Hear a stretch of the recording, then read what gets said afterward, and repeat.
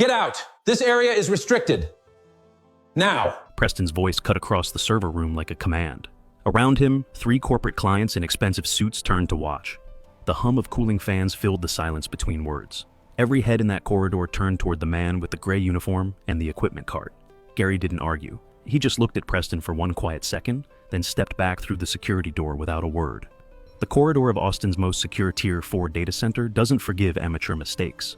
50-foot rows of black server racks, biometric checkpoints at every threshold, climate controlled to exactly 68 degrees. Preston had been operations director for 4 months. Tonight he was closing a 9-figure infrastructure deal, and he wanted these clients to see exactly who ran this floor.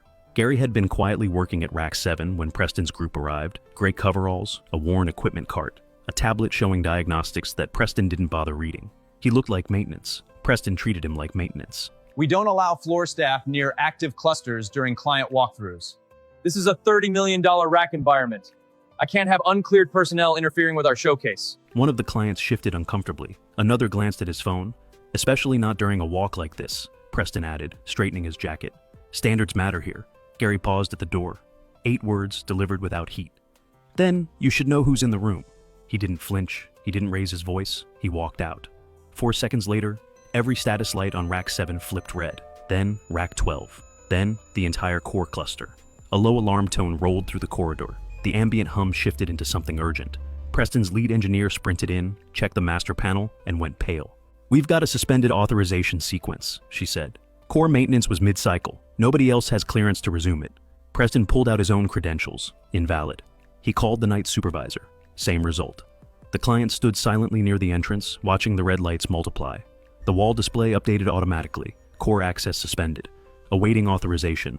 G. Whitfield, Chief Infrastructure Architect. The architect who designed this entire network 12 years ago.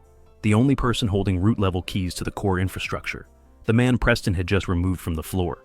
Gary walked back in 2 minutes later. Different posture. Badge clipped to his collar now, clear as glass. He approached the panel without acknowledging Preston. One scan, green light. System resumed. Heads turned, not toward Preston, but toward Gary. "Titles live on business cards," Gary said, entering his final authorization sequence. "Access lives somewhere else entirely." Preston said nothing. He guided his clients toward the exit, quietly, without explanation.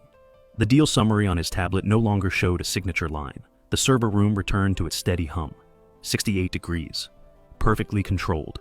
Exactly as Gary had designed it.